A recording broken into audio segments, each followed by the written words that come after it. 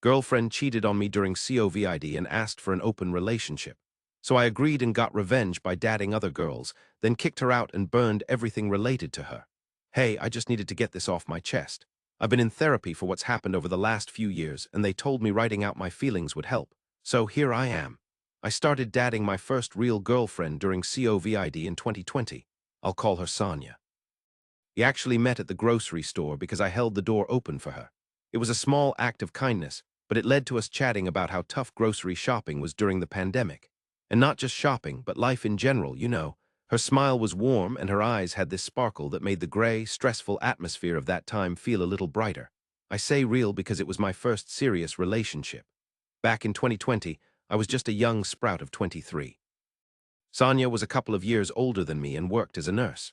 You could see her dedication and passion for her job right from the start, and it was one of the things I admired most about her. Even with the chaos of the pandemic, she always made time to listen to my worries and comfort me. Her empathy and strength were like a rock I could cling to during the storm. It was honestly one of the worst times, but she made life feel good and bright, if that makes sense. We both weren't alone. We had each other. We watched each other hit rock bottom, me losing a job, her dealing with work at the time. But we had each other. She had this infectious enthusiasm for life that drew me in. Whether we were talking about our favorite books, sharing music, or just walking in the park, she made everything feel special. I fell in love with her kindness, her intelligence, and the way she could make even the most mundane moments feel magical. She had this quirky sense of humor that always cracked me up, even on my crappiest days.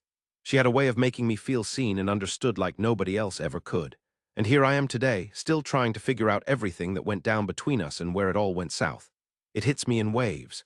Writing this down is supposed to help, and maybe it will. At the very least, it's a chance to look back on the good times and give a nod to what we had. So it kind of started right before our year anniversary. She came home from work one night, and I had this terrible gut feeling that I'd never had before. The vibe between us was just off. She was supposed to come over after work but tried to back out. She'd come home totally wiped out before and had bilayed on me other days because of the tough shifts at the hospital, which I totally got. But that day felt different. Normally, when Sonia was too beat to see me, she'd still call or text with her usual warmth, apologizing and promising to make it up to me. But that evening her messages were short, almost cold, and when I pushed to see her, she reluctantly agreed. And it had kind of been like that the whole week. When she arrived, she looked more than just tired. She seemed distant, like her mind was a million miles away and she wasn't telling me something. Her usual smile was gone, replaced by a forced, almost robotic expression. We sat down for the dinner that I had made for us, but the conversation was awkward. Sonia barely said a word. I tried to lighten things up, bringing up our favorite inside jokes and shared memories, but nothing seemed to get through to her. As the night went on, my anxiety grew. I kept wondering if I had messed up or if something had happened at work until I couldn't take it any more and gently confronted her, asking if everything was okay. She sighed deeply, avoiding my gaze, and told me she was just really tired and stressed from work. But her words felt fake and just didn't ring true. For the first time in our relationship, I felt a twinge of insecurity, wondering if there was something she wasn't telling me. My mind was racing with all sorts of possibilities, and none of them were good. Was she unhappy with me? Was there someone else? The uncertainty was eating away at me, and I struggled to push those thoughts aside, trying to convince myself that I was overreacting. That night, as we lay in bed, the distance between us felt like a huge gap that couldn't be closed. She fell asleep quickly, but I stayed awake, staring at the ceiling. I can't really explain the feeling. It was more of a gut instinct than anything. I'm sure some of you have felt this before. I know it was probably wrong to go through her phone, but I honestly had to know. Even if nothing was really wrong, I had to just put my mind at ease. I'm ashamed to admit that I went through her phone. I stumbled upon a thread of messages with a name I didn't recognize. My heart sank as I read through them. I don't know what I initially thought I would find, but a part of me really hoped that I wouldn't come across anything like that. There were flirty texts, sexting, late-night conversations, and multiple plans to meet up. My worst fears were being confirmed right before my eyes. As I dug deeper, I found more messages with other men, revealing that she had been cheating on me for what seemed like our entire relationship. The realization hit me like a ton of bricks. The woman I loved, the one I thought I knew so well, had been living a double life. Every memory we had together now felt tainted, every moment of happiness a cruel joke. I felt a surge of anger, betrayal, and heartbreak all at once. I couldn't breathe, my chest tightening as I tried to process the enormity of what I had discovered. I called my brother in tears in the morning. I confronted her, and I was instantly met with fake tears, apologies, and manipulation by threatening self-harm. She played the victim card big time, and being young and dumb, I totally fell for it. Eventually, I gave in. She brought up this idea of having an open relationship. I wasn't ready to let her go just yet. I blamed myself and apologized for not being good enough for her to want to stay with one man. At the time, she let me take the fall.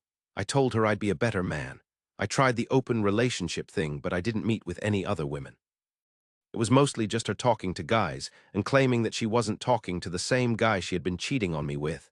There were times she wanted to bring a third person into the bedroom with us, and out of fear of her leaving me, I agreed. But the kicker is, she didn't want it to be a female. She only wanted male third parties. Like a fool, I agreed.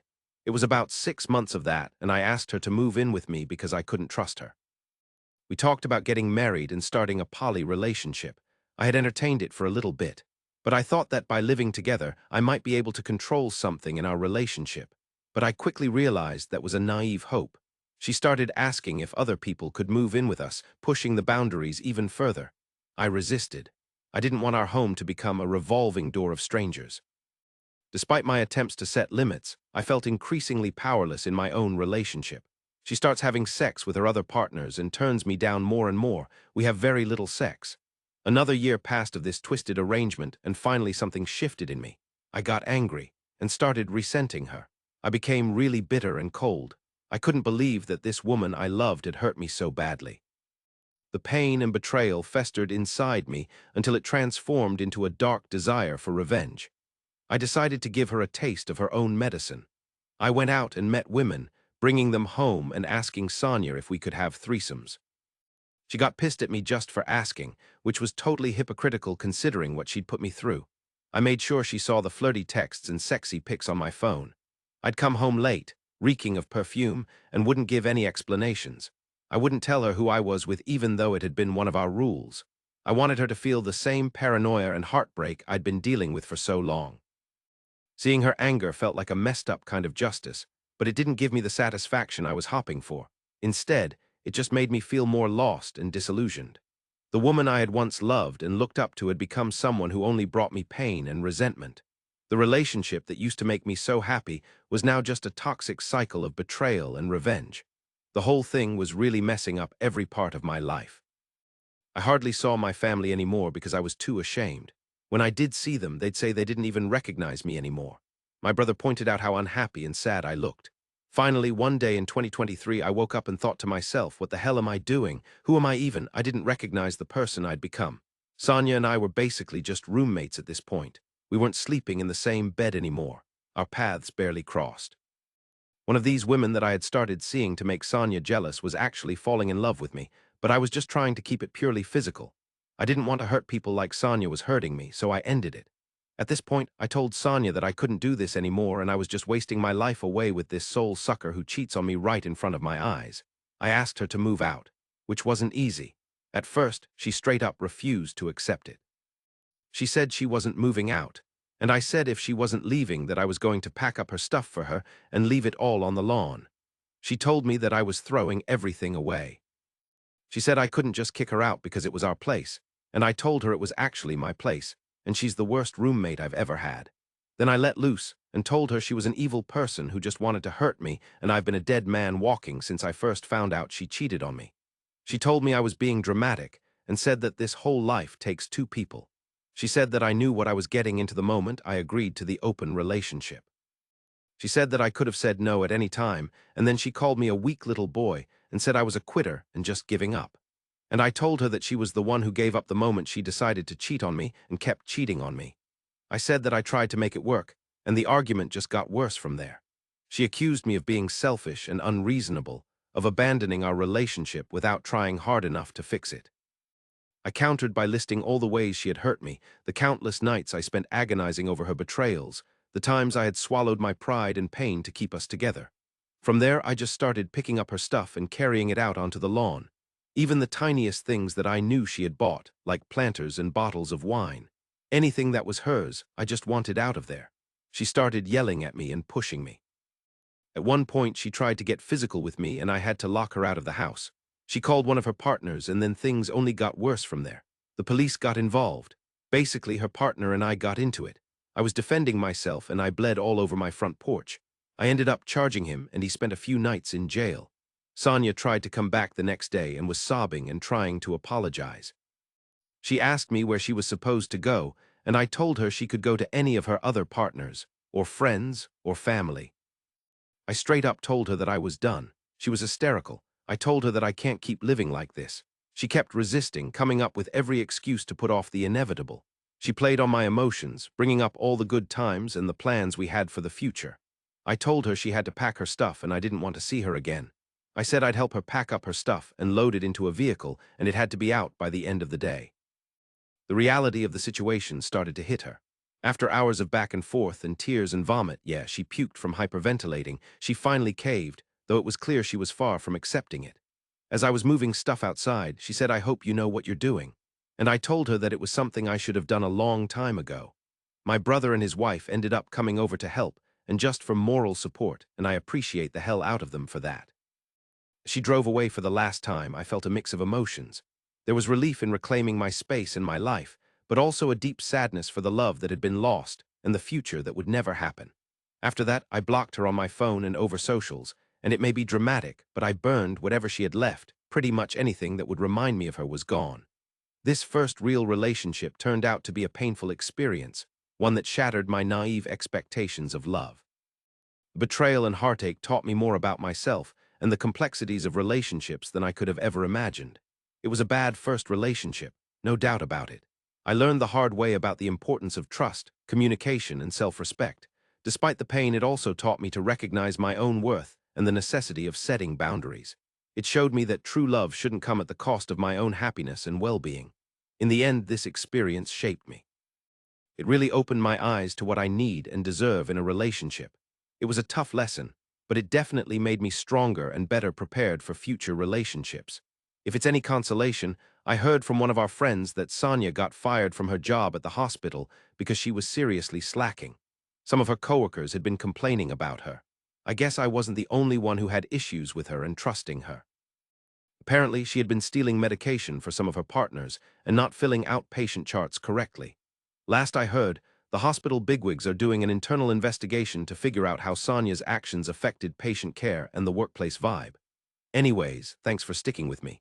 If I can give any advice after all of this, it's if something feels off in your relationship, don't ignore it.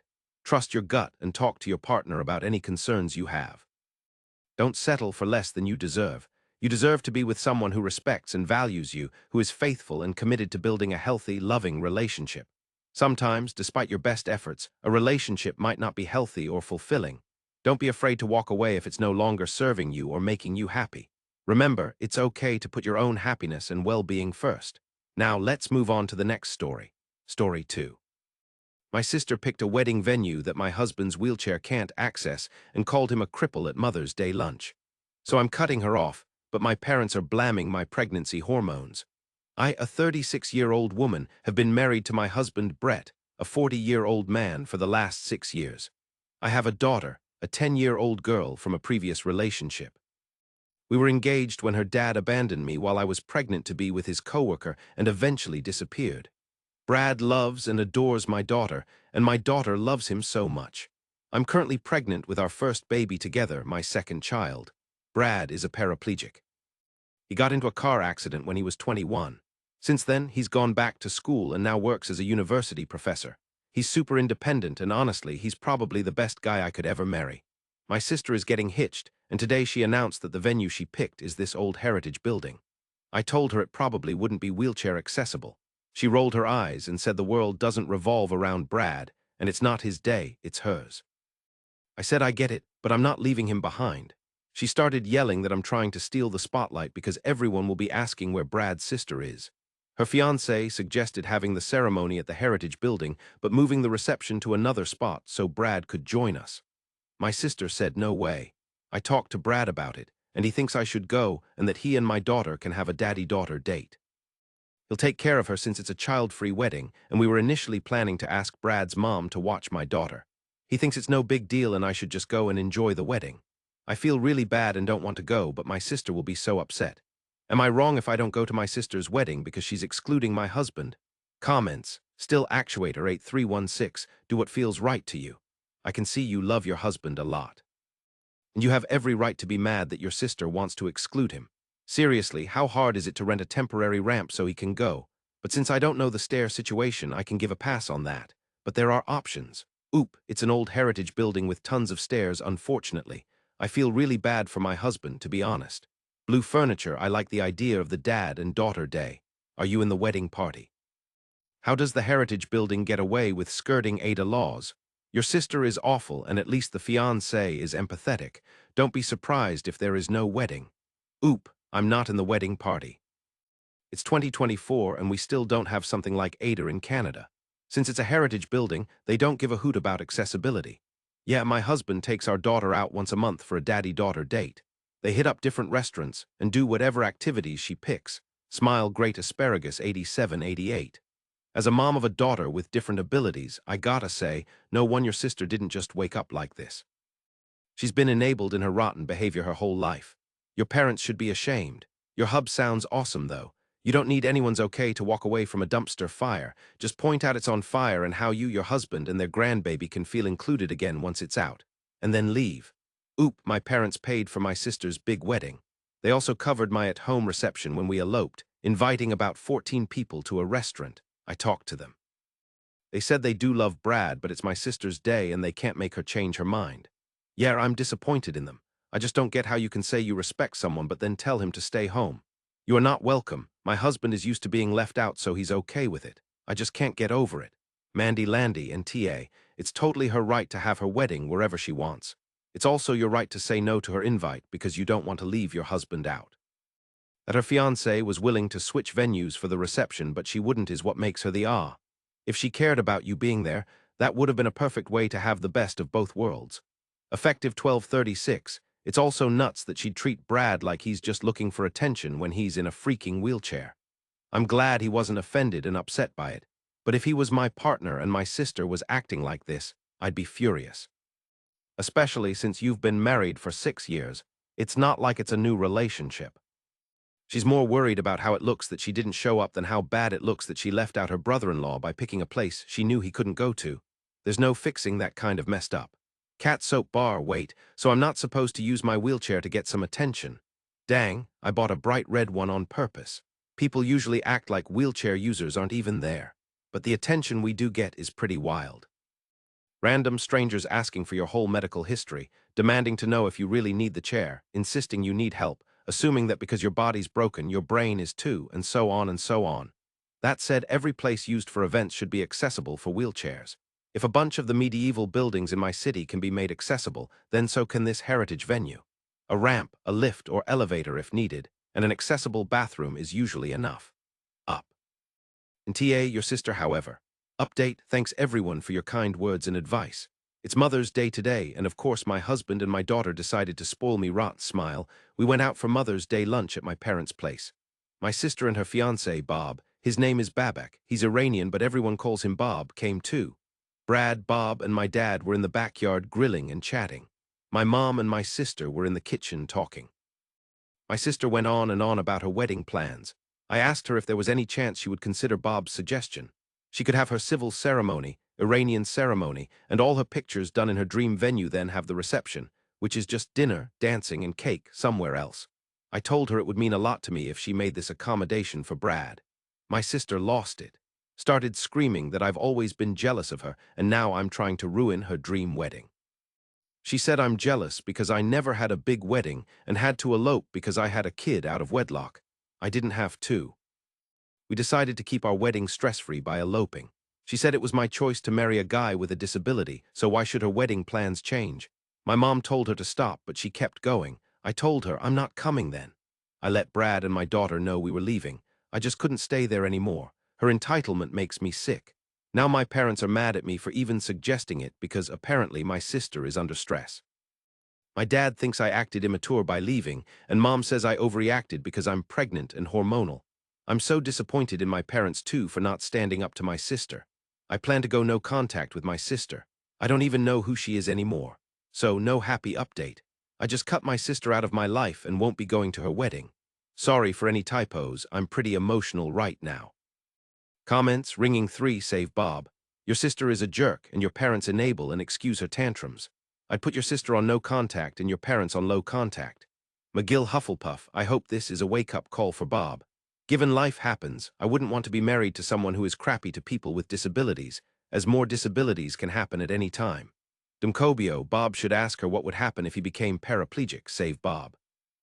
Swampy63, let them be mad. It's their loss. Your sister has shown exactly who she is. Bubby, hopefully your parents will come to their senses and understand why you're not going. Captain Hyena 12, wow, she insults your husband, calls him a cripple, takes shots at both you and your child for the child being born out of wedlock, and then your parents have the audacity to tell you you're overreacting because you left. How the hell does someone even have that much audacity? And this is coming from me, someone who admittedly at times has way too much audacity. Cakepig 123, how incredibly sad. Your sister is a real bridezilla. Dilkshow, your sister is being crazy. But her reaction aside, am I the only one who thinks moving the entire venue because of one person is a bit much? My sister is being a total bridezilla, but she does have bigger problems to deal with than Brad right now. I feel like both sides are jumping to extremes pretty fast. I'll admit I'm not an expert on making old buildings accessible for people with disabilities, but there's gotta be some middle ground here. They could put in some ramps in key spots, and sure, Brad won't be able to go everywhere in the building, but there has to be a way to make it work for a few hours. Difficult Bottle 698, my take on this is that the building is totally not accessible. Also, accessibility isn't just about ramps, it's about things like doors being wide enough, having disabled toilets, and so on. Brad is being left out of the wedding because of his disability. It's as simple as that. I'm disabled, and when my friends got married, they chose venues based on accessibility so I could be there. I've even had friends who, when moving to a new place, considered whether I could get in as part of their decision process. As someone who got married not that long ago, I know how stressful planning can be. But you make sure that the people who are going to be there, the people you love and care about most in the world, are going to be there, comfortable, and have a good time. Superculture 9114, it seems pretty clear she just doesn't want someone in a wheelchair at her wedding. He'd be in the photos in a wheelchair. A horror. Quorm Trisha and TA. Calling your spouse a cripple and implying your daughter is a bastard. What century is she living in? Sheesh.